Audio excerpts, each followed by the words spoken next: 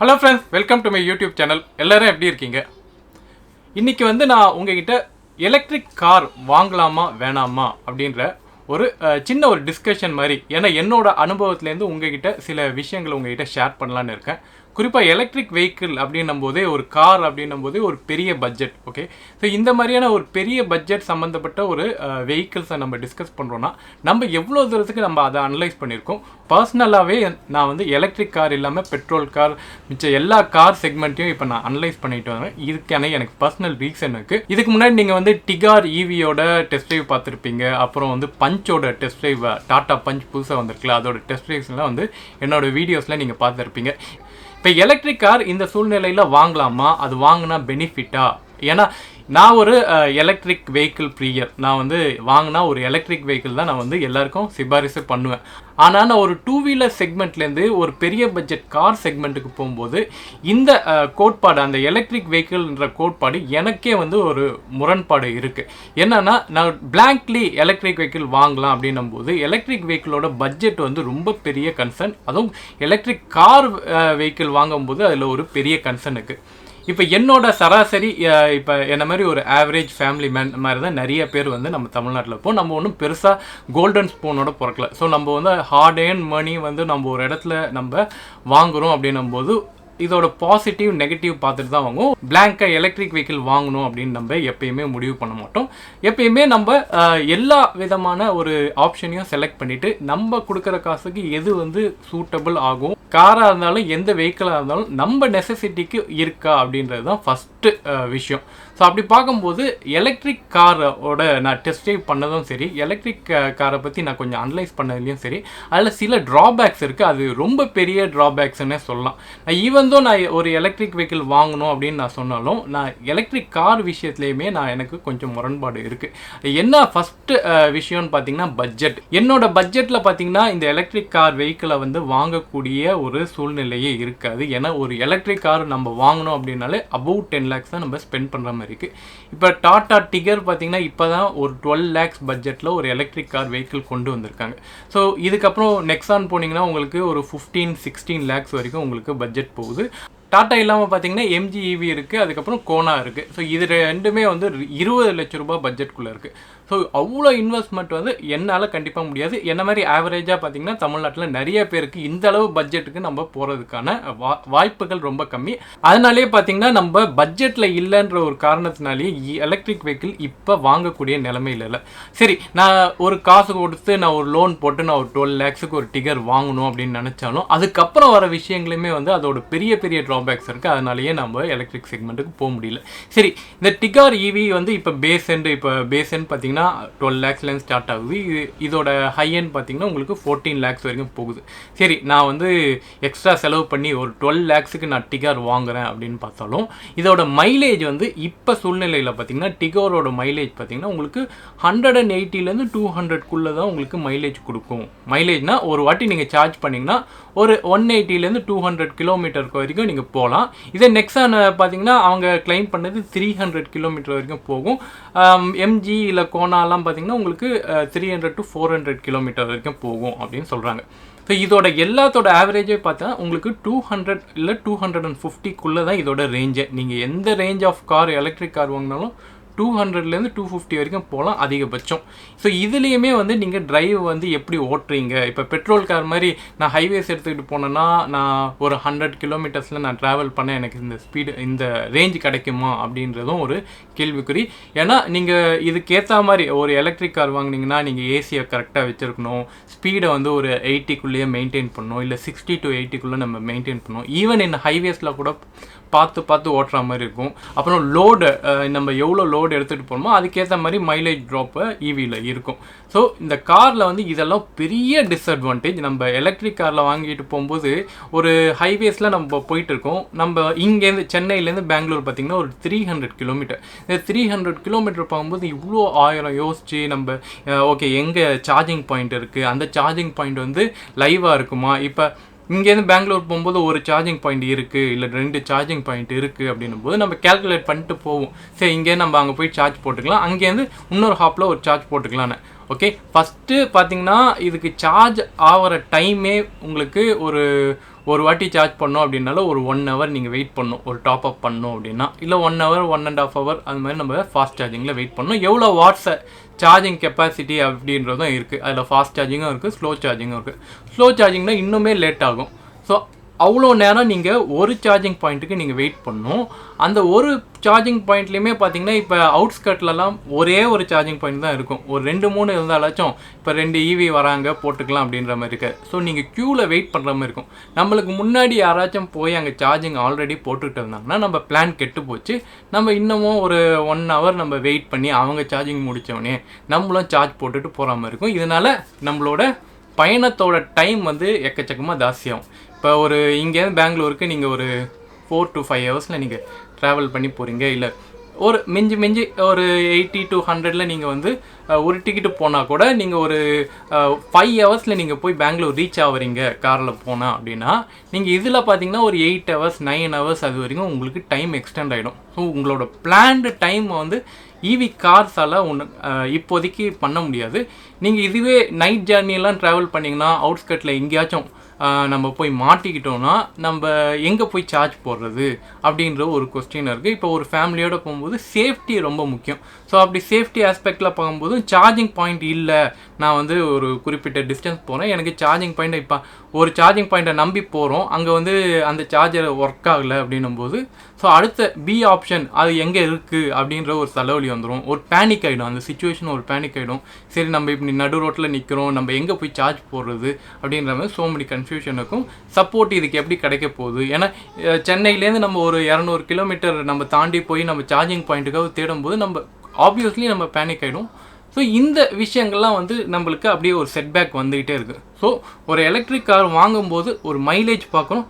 மைலேஜில் okay இவங்க வந்து 200 kilometre சொல்கிறாங்க அப்படின்னும்போது 200 கிலோமீட்டருக்கு மேலே போனோன்னா நம்ம எந்த அளவுக்கு ஸ்பீடாக நம்மளால டாப்அப் பண்ண முடியுது, சார்ஜிங் பாயிண்டில் எவ்வளோ ஸ்பீடாக வந்து அவங்க இம்ப்ளிமெண்ட் பண்ணியிருக்காங்க அப்படின்ற கேள்விகள் இருக்குது.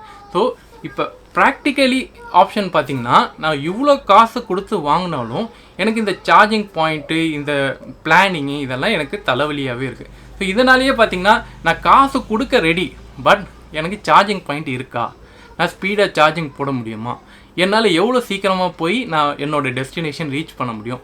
பெட்ரோல் கார் மாதிரி நான் வந்து ஒரு ஸ்பீடில் போனாலும் நான் எங்கே போனாலும் நான் பெட்ரோல் போட்டுக்கிட்டு நான் டாப்அப் பண்ணி போயிட்டே இருக்க முடியும். நான் ஒரு 100 கிலோமீட்டரில் போனாலும் எனக்கு ஒரு 15 மைலேஜ் கொடுத்தா கூட என்னால் டாப்அப் பண்ணி அங்கங்கே டாப்அப் பண்ணிவிட்டு போயிட்டே இருக்க முடியும். ஒரு 300 கிலோமீட்டர் ஈஸியாக நம்ம போயிடலாம். ஒரு 100 கிலோமீட்டரில் போனாலும் ஈஸியாகவே நம்ம போயிடலாம். ஆனால் இதில் பார்த்திங்கன்னா நான் லோட் கேல்குலேஷன் பண்ணணும், அதுக்கப்புறம் வந்து எவ்வளோ ஏசி செட் பண்ணணுன்னு இருக்கும். சம்டைம் நம்ம வந்து ஒரு காம்ப்ரமைஸ்க்கே வந்துடும். சரி நம்மளுக்கு சார்ஜ் கம்மியாக இருக்குது, நம்ம வந்து ஏசியை கட் பண்ணிவிட்டு கொஞ்சம் நேரம் ஓட்டுவோம் அப்படின்ற மாதிரி காம்ப்ரமைஸ்லாம் பண்ண வேண்டியது இருக்கும்.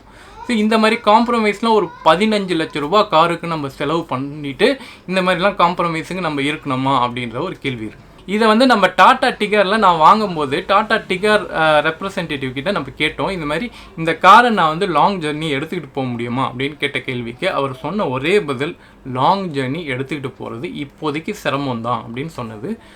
அதுவே எனக்கு ரொம்ப பெரிய செட்பேக். இப்போ லாங் ஜேர்னி எடுத்துக்கிட்டு போக முடியாது அப்படின்னும்போது என்னோட நெசசிட்டியே காருக்கு அப்படின்னு பார்க்கும்போது எனக்கு லாங் ஜேர்னிக்கு தான் கார் தேவை. நான் ஒரு ஃபேமிலியோட நான் லாங் ஜேர்னிக்கு போகிறதுக்கு எனக்கு கார் தேவை, இல்லை ஃபேமிலியோடு நான் எங்கே ஒரு டிஸ்டன்ஸுக்கு போனாலும் எனக்கு கார் தேவை அப்படின்னும்போது லாங் ஜேர்னி தான் என்னோட ப்ரையாரிட்டி. இப்போ இங்கேருந்து ஒரு 100 கிலோமீட்டர்ஸ் போகிறேன் அப்படின்னும்போது நான் கார் எடுத்துக்கிட்டு கண்டிப்பாக போவேன். அப்போ நான் ஸ்கூட்டரோ எதையும் நான் ப்ரெஃபர் பண்ண மாட்டேன். ஸோ ஃபேமிலியோடு நம்ம ஒரு 5 மெம்பர்ஸ் ஃபேமிலியோடு போகும்போது எனக்கு காரு ரொம்ப ஈஸியஸ்ட் ஆப்ஷன். ஓகே, ஸோ எனக்கு எலக்ட்ரிக் வெஹிக்கிள் இப்போ எனக்கு 2 வீலர் எலக்ட்ரிக் வெஹிக்கிள் இருக்குது. எங்கே இருந்தாலும் இந்த லோக்கலில் நான் எங்கே இருந்தாலும் நான் அங்கே சுற்றிட்டு வந்துடுவேன். எனக்கு கார் அவசியமே இல்லை. இப்போ மெயினாக பார்த்திங்கன்னா ஃபேமிலிக்காக தான் நம்ம கார் வாங்குவோம். அதுலேயும் மெயினாக பார்த்திங்கன்னா நம்ம லாங் டிஸ்டன்ஸுக்கு தான் மெயினாக வந்து நம்ம கார் யூஸ் பண்ணுறதே. இப்போ என்னோட பர்சனல் ப்ரிஃபரன்ஸ் பார்த்திங்கன்னா நான் ஷார்ட் டிஸ்டன்ஸுக்கு நான் கார் அடிக்கடி நான் எடுத்துகிட்டு போகிற ஆள் கிடையாது. அப்படி இருக்கும்போது இவங்க என்ன சொல்கிறாங்க, நீங்கள் ரெகுலராக நீங்கள் வந்து லோக்கலில் சுற்றுறதுக்கு சிட்டியில் நீங்கள் சுற்றுறதுக்கு நீங்கள் எலக்ட்ரிக் கார் யூஸ் பண்ணலாம், உங்களுக்கு சேவிங் அப்படின்னு சொல்கிறாங்க. ஸோ அது எந்த அளவுக்கு ஈஸியாக இருக்கும். இப்போ நான் சிட்டியில் மட்டும்தான் யூஸ் பண்ண முடியும் அப்படின்னும்போது அங்கேயே எனக்கு வந்து ஒரு பாயிண்ட் லேக் ஆகுது எலக்ட்ரிக் வெஹிக்கிளில். ஸோ எனக்கு சிட்டிக்கு மட்டும் எதுக்கும் எனக்கு ஒரு காரு அப்படின்ற ஒரு கேள்வியே வந்துடும். அப்புறம் காரோட ஆப்ஷனே எனக்கு தேவைப்படாமல் போயிடும் சிட்டிக்கு மட்டும் அப்படின்ற மாதிரி இருந்தால். இதை என்னோட மேஜர் கன்சர்னாக இருந்தது. ஒரு எலக்ட்ரிக் வெஹிக்கிளை வந்து நான் வாங்கலாமா வேணாமா அப்படின்னும் போது, இப்போ டாடா நெக்ஸான் பார்த்தீங்கன்னா இங்கே நம்ம இந்தியா லெவலில் பார்த்தா டாடா நெக்ஸான் வந்து நல்ல ஃபேமஸான மாடல். டாடா நெக்ஸான் இவி வந்து இப்போ ஓரளவு ஃபேமஸாக இருக்குது. இப்போ இந்தியாவில் பார்த்தீங்கன்னா நம்பி டாடா நெக்ஸான் நிறைய பேர் எடுக்கிறாங்க.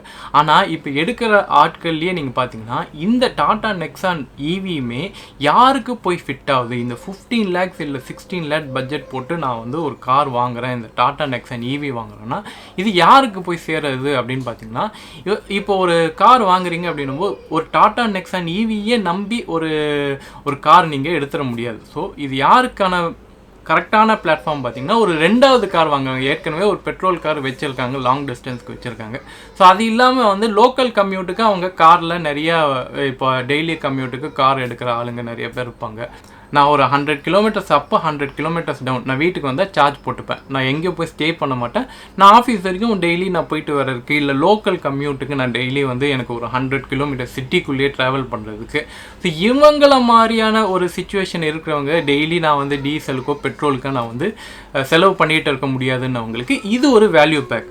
நான் ஒரு 15 lakhs ஸ்பெண்ட் பண்ணாலும் எனக்கு ஒரு 5 years ஆஃப் டவுன் டைமில் எனக்கு பெட்ரோலோட சேவிங்ஸே எனக்கு வந்து இதில் வந்து எனக்கு சேர்ந்துடும். ஸோ எனக்கு டாடா நெக்ஸான் இவி பொருத்தமான சாய்ஸ். அதுவே இவங்க லாங் டிஸ்டன்ஸ் போகணும் அப்படின்னும் போது இது அவங்களுக்கு பொருத்தமான சாய்ஸாக இருக்குது. அவங்க ஃபஸ்ட்டு கார் அவங்க லாங் டிஸ்டன்ஸ்க்கு ஏற்கனவே ஒரு கார் வச்சுருக்கலாம். ஸோ ஃபேமிலிக்கு ஒரு பெரிய எஸ்யூவி வச்சுருக்கலாம். ஸோ அவங்க வந்து அதை ப்ரிஃபர் பண்ணி போயிடுவாங்க. ஸோ இந்த மாதிரியான ஒரு மல்டிபிள் சாய்ஸ், மல்டிபிள் ஆப்ஷன் இல்லை மல்டிபிள் கார்ஸ் வச்சுருக்கிறவங்க, ஸோ இவங்களுக்கு தான் இந்த மாதிரியான ஒரு லக்ஸுரி கார் இல்லை வந்து ப்ரீமியம் கார் இல்லை எலக்ட்ரிக் காருன்னும் போதே ஒரு ப்ரீமியம் கார் கேட்டகரியில் தான் வருது. ஸோ அவங்களுக்கு தான் இந்த கார் போய் சேருது. ஒரு பட்ஜெட்டில் வாழ்கிற ஃபேமிலி, எனக்கு வந்து ஃபஸ்ட்டு டைம் நான் கார் வாங்க போகிறேன் அப்படின்றவங்களுக்கு இந்த எலக்ட்ரிக் கார் கண்டிப்பாக செட் ஆகாது. ஏன்னா ஒரு நம்ம பட்ஜெட் அப்படின்னு சொல்லும்போது 10 lakhs கீழே தான் நம்ம ஒரு பட்ஜெட் ஃபிக்ஸ் பண்ணுவோம். ஸோ என்னோட பட்ஜெட்னு பார்த்தீங்கன்னா மிஞ்சி போனால் ஒரு 7 to 8 lakhs வரைக்கும் போகலாம். ஸோ அதுக்கு மேலே நான் 10 lakhs வரைக்கும் நான் செலவு பண்ணி எந்த காருக்குமே எனக்கு வந்து இஷ்டம் இல்லை. அப்படி இருக்கும்போது இந்த கேட்டகரிக்குள்ளே நிறைய மக்கள் இருப்பீங்க. நான் ஒரு 5 to 6 lakh நான் செலவு பண்ணால் போதும், எனக்கு வந்து பெருசாக ஒரு இன்ஜின் கெப்பாசிட்டி வேணால் ஒரு என்ன சொல்கிறது ஸ்விஃப்ட்டோ இல்லை வந்து டாட்டாவில் நெக்ஸானாக இருக்கட்டும் இல்லை வந்து இப்போ டாட்டா பஞ்சே இருக்கட்டும், இந்த மாதிரியான ஒரு செக்மெண்ட்டுக்குள்ளே நம்ம எங்கே போனாலும் நான் சிட்டிலையும் யூஸ் பண்ணிப்பேன், நான் வந்து ஹைவேஸ்லையும் யூஸ் பண்ணிப்பேன். எனக்கு வந்து எந்த ஒரு தலைவலியும் தேவையில்லை. நான் போனோமா எனக்கு மிஞ்சி போனால் நான் யூஸ் பண்ணுறதுக்கு கொஞ்சம் தான் வந்து எனக்கு மெயின்டெனன்ஸ் ஆக போகுது. எனக்கு பெருசாக எனக்கு ஒன்றும் செலவு ஆக போகிறது இல்லை. பெட்ரோல் யூஸ் பண்ணாலும் எனக்கு என்னோட கன்வீனியன்ட்டுக்கு ஈஸியாக இருக்குது அப்படின்னும் போது பெட்ரோல் கார் தான் நம்ம நார்மலி நம்ம தேர்ந்தெடுக்கிற மாதிரி இருக்குது. ஸோ அதே கன்சர்ன் தான் எனக்கும். ஸோ எனக்கு வந்து பட்ஜெட் கன்ஸ்ட்ரைன், அதுக்கப்புறம் ப்ராக்டிகாலிட்டி. ஸோ ரெண்டுமே வந்து டாட்டா நெக்ஸானாக இருக்கட்டும் இல்லை எந்த ஈவியாக இருக்கட்டும், இப்போ இருக்கிற இந்த ஈவி செக்மெண்ட் மார்க்கெட்டில் காரோட குறிப்பாக கார் செக்மெண்ட்டுக்கு நம்ம எலக்ட்ரிக் வெஹிக்கிள் அப்படின்ற சாய்ஸ் வந்து குறிப்பாக நம்மள மாதிரி ஃபேமிலி மேனாக இருக்கட்டும், பட்ஜெட் கன்ஸ்ட்ரைனாக வாழ்கிறவங்களா இருக்கட்டும், இவங்களுக்கு வந்து இந்த கார் வந்து செட்டே ஆகாது. நான் எந்த மாதிரியான கார் வாங்குவேன் அப்படின்னு பார்த்தீங்கன்னா, நான் லிமிட்டட் பட்ஜெட், நான் சொன்ன மாதிரி இந்த பட்ஜெட்குள்ளே நான் கண்டிப்பாக என்னால் அந்த பட்ஜெட்டை தாண்டி என்னால் ஸ்பெண்ட் பண்ண இப்போதைக்கு எனக்கு கெப்பாசிட்டியில் ஒரு 7 lakh இல்லை 7.5 lakh ஒரு 8 lakhs வரைக்கும் போகலான்னு வச்சுக்கோங்க. ஒரு நல்ல காருக்கு ஒரு 8.5 lakh வரைக்கும் போகலாம் அப்படின்ற ஒரு எண்ணம் இருக்குது. கண்டிப்பாக நான் முன்னாடி யூஸ் பண்ணிகிட்டு இருக்கிறது ஹேட்ச்பேக். அதுவும் ரொம்ப நான் செகண்ட் ஹேண்டில் தான் அந்த கார் வாங்கினேன். ரொம்ப சீப்பாக தான் அதை வாங்கினேன். நான் ஒரு 2 lakhs இல்லை 2 lakhsக்குள்ளே தான் நான் அந்த காரை செலவு பண்ணி வாங்கினேன்னு வச்சுக்கோங்களேன். நான் ஒரு டிரைவிங் கற்றுக்கணும் அப்படின்றதுக்காக நான் அந்த செகண்ட் ஹேண்டில் வாங்கி ஒரு 6 years நான் யூஸ் பண்ணிட்டேன். ஸோ இவ்வளோ காலம் அந்த காரை நான் யூஸ் பண்ணதுன்றது பெரிய விஷயம். இப்போ நான் அதுக்கப்புறம் ஒரு பெரிய அப்டேட்டுக்கு நான் வரணும். ஸோ நான் ஹேட்ச்பேக்லேருந்து வரணும் அப்படின்னு பார்த்தீங்கன்னா கண்டிப்பாக ஹேட்ச்பேக் வேணாம். நான் ஆல்ரெடி ஒரு 6 years நான் ஹேட்ச்பேக் யூஸ் பண்ணியாச்சு. இப்போ ஒரு ஹேட்ச்பேக்லேருந்து கொஞ்சம் பெரிய மாடல் கார் போகலாம் அப்படின்னும் போது செடன் போகலாமா அப்படின்ற ஒரு செடன் போகலாமா இல்லை எஸ்யூவி போகலாமா இல்லை மைக்ரோ எஸ்யூவி போகலாமா, இந்த செக்மெண்ட்டை தான் நான் டார்கெட் வச்சுருக்கேன். ஸோ செடன் போகலாம் அப்படின்னும் போது கிரவுண்ட் கிளியரன்ஸ் நான் ஹேட்ச்பேக்லேயே நிறைய ஹைவேஸ்லேயே இல்லை நிறைய இடத்துல போகும்போது கிரவுண்ட் கிளியரன்ஸ் இந்த ஹேட்ச்பேக்கோட அந்த 165 இல்லை 170 mmக்குள்ளே இருக்கிற அந்த கிரவுண்ட் கிளியரன்ஸ் நம்மளோட ஸ்பீட் பிரேக்கரில் தட்டுப்படுது. இதனால் கீழே வந்து ஃப்ரேமில் அடிபட்டு துரு பிடிக்குது. இது ஒரு பெரிய கன்சர்ன் வந்து இந்த ஹேட்ச்பேக்கும் இந்த செடனுக்கும் இருக்குது. ஸோ குறிப்பாக நான் போகும்போது ஒரு மைக்ரோ எஸ்யூவி ஒரு 180mm இல்லை 190mm இல்லை 200mm எஸ்யூவி டைப்பில் இருக்கிற மாடலுக்கு போகலாம் அப்படின்றது தான் என்னோட கன்சர்ன். ப்ளஸ் பட்ஜெட் ரொம்ப பெரிய கன்சர்ன்டாக இருக்குது. இதில் ஆட்டோமேட்டிக் போகலாம் அப்படின்ற ஒரு கருத்தும் இருக்குது. சரி, நான் மேனுவலே ரொம்ப நாள் யூஸ் பண்ணியாச்சு. இப்போ சிட்டி டிராஃபிக்லலாம் ஒரு ஜாலியாக இப்படி போகலாம் அப்படின்னும்போது மேனுவல் அப்பப்போ போட்டுக்கிட்டு இருக்கணும், கிளச்சை பார்த்துக்கிட்டே இருக்கணும், கால் வலிக்குது. ஸோ ஹைவேஸ்லேயும் போகும்போது ரொம்ப ஈஸியாக இல்லை. மேனுவல் வந்து கொஞ்சம் நம்ம மானிட்டர் பண்ணிக்கிட்டே இருக்கணும், ரொம்ப காஷியஸாக இருக்கணும். இப்போ ஸ்லோப்லாம் ஏறணும்னா ரொம்ப காஷியஸாக கிளச்சை கண்ட்ரோல் பண்ணணும். லோடு இருக்கும்போது அந்த கிளச்சோட லெவல் மாறும். ஸோ இந்த மாதிரியே நிறைய கன்சர்ன் வந்து மேனுவல் கியரில் இருக்குது. பழக சரியாயிடும் அப்படின்னாலும் கால் வலி சரியாக மாட்டுது. கண்டிப்பாக மேனுவலில் பயங்கர கால் வலிக்குது. அதனால் ஆட்டோமேட்டிக் போகலாம் அப்படின்ற ஒரு கன்சர்னாக இருக்குது. பட்ஜெட்டும் ஒரு கன்சர்னாக இருக்குது. ஸோ நீங்கள் சொல்லுங்கள், ஒரு 8 lakh பட்ஜெட்குள்ளே ஒரு மினி மைக்ரோ எஸ்யூவி டைப்பில் நல்ல ஒரு கிரவுண்ட் கிளியரன்ஸோட இருக்கிற ஒரு காரை நீங்கள் சஜஸ்ட் பண்ணுங்கள். நம்ம டெஸ்ட் ட்ரைவ் பண்ணி பார்ப்போம். நிறைய காரை நான் டெஸ்ட் ட்ரைவ் பண்ணிகிட்டு இருக்கேன். இப்போ ஆட்டோமேட்டிக்லேயே பார்த்தீங்கன்னா ஏஎம்டி இருக்கான், சிவிடி இருக்குது, ஐவிடி இருக்குது, டிவிடி இருக்குது. இது மாதிரி ஏகப்பட்ட டெக்னாலஜி இருக்குது. ஸோ இதில் வந்து எது சிறந்த ஆட்டோமேட்டிக் டிரான்ஸ்மிஷன் அப்படின்னு பார்த்து என்னோடய பட்ஜெட்டுக்கு எது ஃபிட் ஆகும் அப்படின்றதும் பார்க்கணும். ஸோ என்னோட இந்த ஷார்ட் பட்ஜெட்குள்ளே ஒரு 8 lakhs பட்ஜெட்குள்ளே நான் வந்து ஒரு நியூ கார் தான் வாங்கலாம், ஓல்ட் கார் வேணாம், மறுபடியும் வந்து மெயின்டெனன்ஸில் செலவு வைக்கும் அப்படின்ற ஒரு கன்சர்னும் இருக்குது. ஸோ நீங்கள் எனக்கு வந்து சஜஸ்ட் பண்ணுங்கள், எந்த கார் வாங்கினா ஒரு வேல்யூ ஃபார் மணி அப்படின்றத நீங்கள் எனக்கு கமெண்ட்டில் தெரிவிக்கலாம். இந்த வீடியோவில் என்னோடய பர்சனல் எக்ஸ்பீரியன்ஸ் தான் நான் ஷேர் பண்ணேன். ஸோ இது மாதிரி ஃப்யூச்சரில் பார்த்தீங்கன்னா கார் ரிலேட்டடாக சில வீடியோஸ் வந்து நான் உங்களுக்காக வாரத்தில் ஒரு நாள் நம்ம டிஸ்கஷன் கொண்டு வரலாம். ஸோ அந்த செக்மெண்ட்லேயே என்ன நடக்குது அப்படின்றத நம்ம ஒரு டிஸ்கஷனில் கொண்டு வரலாம். இந்த வீடியோ உங்களுக்கு ஓரளவு ஒரு பயனுள்ள தகவல் தந்திருக்கும்னு நான் நம்புகிறேன். இந்த வீடியோ பிடிச்சிருந்தா லைக் பண்ணுங்கள், ஷேர் பண்ணுங்கள், மறக்காமல் உங்கள் கமெண்ட்ஸை தெரிவிங்க. Okay, thank you, bye bye.